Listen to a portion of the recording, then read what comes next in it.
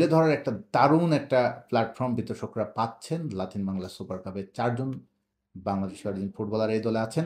আমরা চাই এখান থেকে ফিউচার স্টার তৈরি হোক, যারা পরবর্তীতে হামজা, জায়ানদের উত্তরসূরি হবেন। আর সে প্রবাসী ফুটবলাররা যথেষ্ট গেম টাইম পাবে, সুযোগ পাবেন এবার ওই অভিযোগটা থাকবে না।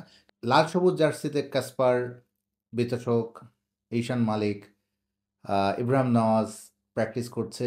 গত দুদিনে আমরা যে দৃশ্যটা দেখলাম বাংলাদেশের স্থানীয় ফুটবলারদের সঙ্গে, যারা এই লাতিন বাংলা সুপার কাপে যে দলটি red and green future stars নামে যে দলটা বাহুবে করেছে লাতিন বাংলা সুপার কাপ খেলার জন্য, সে দলে আমাদের যারা স্থানীয় ফুটবলারও আছে, আন্ডার 17 দল থেকে এসেছে, মানিক, রিফাত, অপু, আশিক, আজম, সাব্বির, এদের সঙ্গে বিতর্ক, ঈশান মালিক, ইব্রাহিম নওয়াজ, কাসপার হক, এই যে একসঙ্গে একটা প্র্যাকটিস দেখলাম, তারা একটা টুর্নামেন্ট খেলবে, দারুণ একটা দৃশ্য।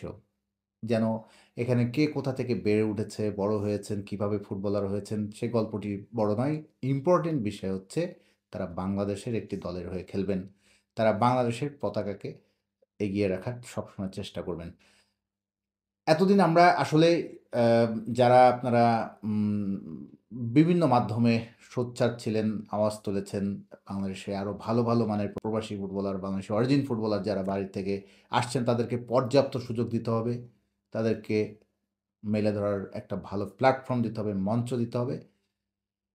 এই একটা অনেকের একটা দাবি, সেই মেলে ধরার একটা দারুণ একটা প্ল্যাটফর্ম বিতর্করা পাচ্ছেন। লাতিন বাংলা সুপার কাপে ৪ জন বাংলাদেশি অরিজিন ফুটবলার এই দলে আছেন। আরহাম ইসলাম আসেননি, তা তো আপনারা জানেনই কেন আসেননি, কী কারণে আসেননি, সেই বিষয়টা আর এই কন্টেন্টে না বলি, এই ভিডিওতে না বলি।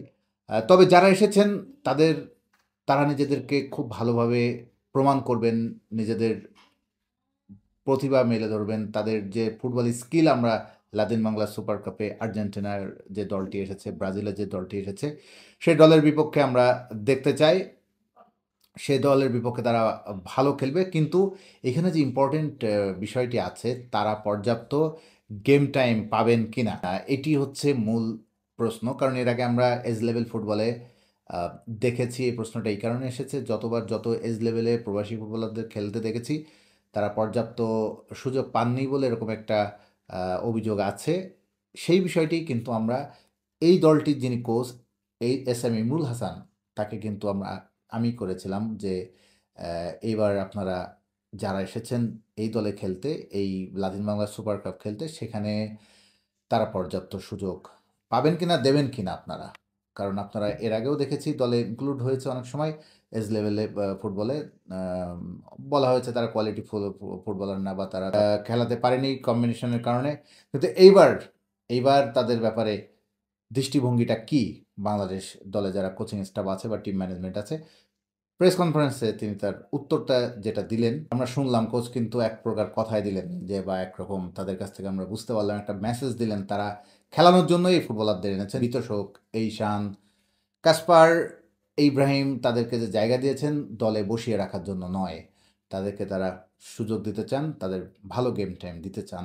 কারণ তিনি স্বীকারই করলেন, দেখলেন, তিনি নিজে বললেন যে হামজা, সমিত, জায়ান, এরকম ফুটবলার যারা এসেছেন বাংলাদেশের ফুটবলে আসার পর, বাংলাদেশের যে ফুটবলটা নিয়ে যে নতুন করে আশা তৈরি হয়েছে, এবং তারা আরও সামনে বাংলাদেশ ফুটবলকে আরও ভালো জায়গায় নিয়ে যাবেন, আরও ভালো ভালো মানের প্রবাসী ফুটবলাররা বাংলাদেশে অন্তর্ভুক্ত হবেন, এটা কিন্তু তারা বলছে, তারা ওয়েলকাম করছে, বা এটা তারা চায় ভালো ফুটবলার আসুক, বাইরে যারা বড় হচ্ছেন। তো সেক্ষেত্রে এই লাতিন বাংলা সুপার কাপ হতে পারে একটা দারুণ একটা, আমি আবারও বলছি, দারুণ একটা প্ল্যাটফর্ম, যে প্ল্যাটফর্মে আমরা দেখতে পারি বিতর্কের খেলা, অসাধারণ ফরওয়ার্ড, আর যে পজিশনে তারা খেলেন, যে 4 জন ফুটবলার, 4 জনই কিন্তু তিন রকম পজিশনে খেলে থাকেন। বিতর্ক ফরওয়ার্ড, মিডফিল্ডার ঈশান, ডিফেন্সিভে থাকতে পারেন ইব্রাহিম নওয়াজ এবং কাসপার। তো 3 পজিশনে কিন্তু তাদের অপশন থাকছে। এমন না যে শুধু ডিফেন্ডার হিসেবে কাসপার, ইব্রাহিম, কিন্তু বাকি 2 পজিশনে একজন করে আছেন। মানে বিতর্ক একজন ফরওয়ার্ড, বাইরে থেকে আসা মিডফিল্ডার ঈশান। তো সবারই একটা গেম টাইম পাওয়ার সুযোগ আছে।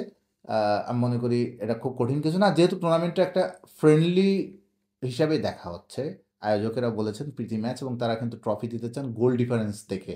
এখানে জয় পড়া যাচ্ছে, তারা গোল ডিফারেন্সটা বেশি গুরুত্ব দিতে চান। আজকে যারা আয়োজন করছেন তারা বললেন।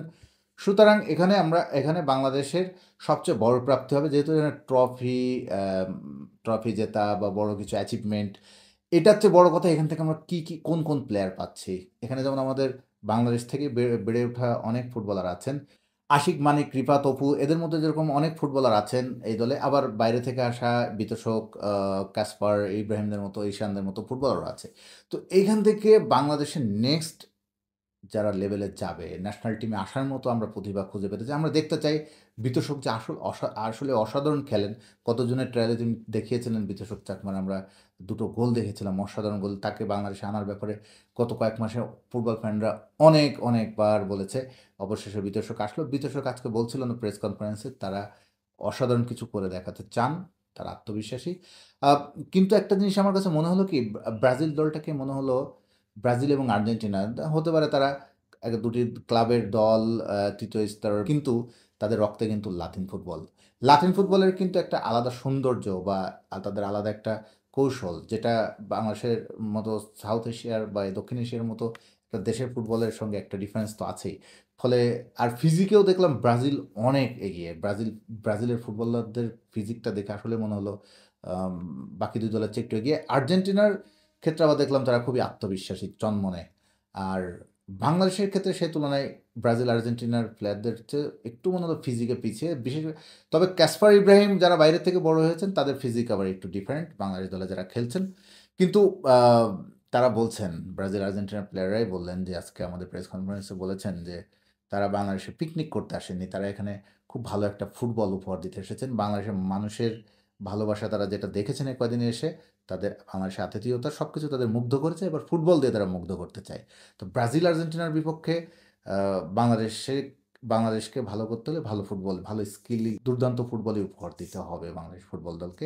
সেক্ষেত্রে অগ্রণী ভূমিকা পালন করতে পারে অবশ্যই স্থানীয় ফুটবলারের সঙ্গে প্রবাসী ফুটবলার যারা আসছেন, কাঁধে কাঁধ মিলিয়ে তারা আ তার এই সময়টা তারা খুব কম পেয়েছেন। মাত্র ১ দিন একসঙ্গে প্র্যাকটিস করার সুযোগ পেল। এই বৃহস্পতিবারের দিন বিকেলে তারা ন্যাশনাল স্টেডিয়ামে প্র্যাকটিস করেছে বাংলাদেশ দল। তো এই সংক্ষিপ্ত সময়ে নিজেদের বোঝাপড়া, আন্ডারস্ট্যান্ডিং, জেলিং খুবই সংক্ষিপ্ত সময়, খুব একটা এনাফ না। তবুও যতটুকু হয়েছে তাদের নিশ্চয়ই তারা বুঝতে পেরেছে তাদের কি করতে হবে। যেহেতু এটা খুব বড় সিরিয়াস টুর্নামেন্ট নয়, তারা নিজেদের মন খুলে খেলুক, স্বাধীনভাবে খেলুক এবং নিজেদের সেরাটা দিক। আমরা চাই এখান থেকে ফিউচার স্টার তৈরি হোক, যারা পরবর্তীতে হামজা, জায়ানদের উত্তরসূরি হবেন।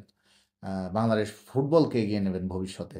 আমরা চাই আ বাংলাদেশের প্রবাসী ফুটবলাররা যথেষ্ট গেম টাইম পাবে, সুযোগ পাবেন এবার। এবার ওই অভিযোগটা থাকবে না।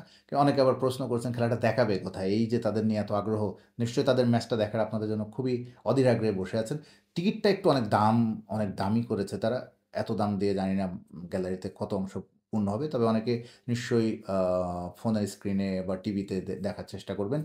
আ আয়োজকেরা যেটা বললেন, আম তারা টি-স্পোর্টস এর সঙ্গে কথা বলছেন। আজকে আমরা যখন প্রেস কনফারেন্স হচ্ছিল, তখন তারা এটা নিশ্চিত করতে পারেনি। তবে হয়তো আমরা কালকের মধ্যে জেনে যাব। নিশ্চয়ই কোথাও না কোথাও তারা দেখানোর চেষ্টা করবে। আ যেখানে দেখাক আমরা জানাবো। যেখানেই খেলাটা দেখাক। আর সবচেয়ে বড় কথা, বাংলাদেশ এবার একটু কিছু ভালো মানের ফুটবলার, বিশেষ করে যারা বাইরের থেকে এসেছে, তাদের একটা দারুণ ফুটবল বাংলাদেশের ফ্যানরা দেখার অপেক্ষায় আছে এই লাতিন বাংলা সুপার কাপে।